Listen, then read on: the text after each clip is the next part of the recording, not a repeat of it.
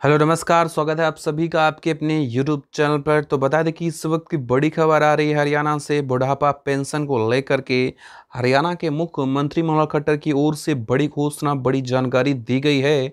जानेंगे इस वीडियो में। अगर आप रोज़ हरियाणा की पेंशन से जुड़ी खबरें सबसे पहले पाना चाहते हैं तो अभी आप इस यूट्यूब चैनल को सब्सक्राइब अवश्य करें। शुरू करते हैं वीडियो को। तो बता दें कि पेंशन को लेकर के मुख्यमंत्री ने विपक्ष पर साधा निशाना। बोले, हमसे गलती हो सकती है परंतु हम गलत नहीं कर सकते।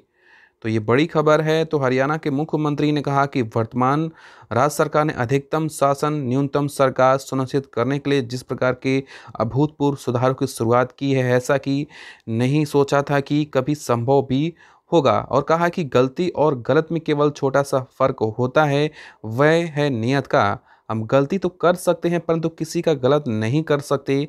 आमतौर पर सरकारी योजनाओं का लाभ पंक्ति में खड़े यहाँ पर अंतिम व्यक्ति तक पहुँचाने की बात कही जाती है, लेकिन हमने पंक्ति में खड़े अंतिम व्यक्ति के उत्थान से ही जन कल्याण की शुरुआत की है, क्योंकि उन्हीं का सरकार पर पहला अधिकार है।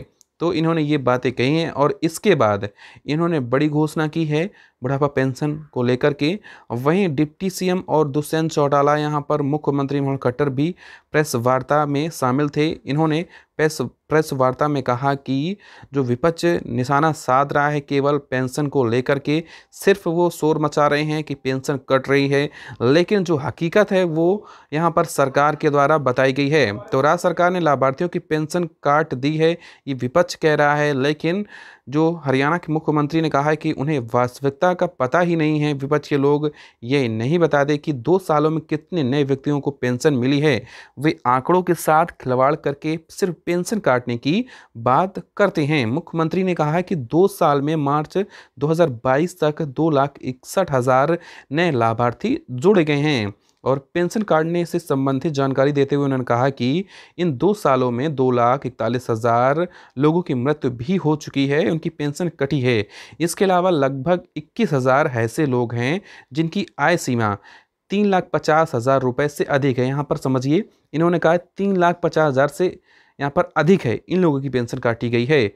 और यहाँ पर बताया है कि लगभग 15,000 मामले ऐसे हैं जिनकी आय विवरण में कुछ गड़बड़ी भी पाई गई है, इसलिए उन्हें पेंशन नहीं मिली है। और कहा है कि पेंशन का लाभ प्राप्त करने के लिए वर्ष 2011 में आय सीमा 50,000 रुपये थी।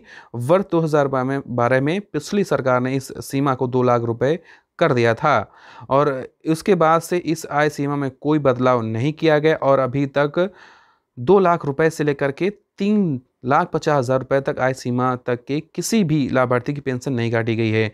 तो यहाँ पर साफ साफ बताया गया है जिनकी जो आय है 3,50,000 रुपए तक जिनकी आय है उनकी पेंशन नहीं काटी जाएगी। जिनकी ऊपर आय है इनसे 3,50,000 ऊपर से उनकी पेंशन आय काटी गई है। अगर आपकी जो परिवार पहचान पत्र में कोई आपकी जो है यहाँ पर आय सीमा ज़्यादा है, मिस्टेक हो गई है, तो आप यहाँ पर सुधार भी कर सकते हैं। सरकार ने मॉडिफिकेशन लिंक भी दिया हुआ है, आप जाकर अपनी आय को फिर से सुधार सकते हैं और आपकी पेंशन फिर से दोबारा शुरू हो सकती है। ये बड़ी अपडेट है। इस वीडियो में थी जानकारी। धन्यवाद।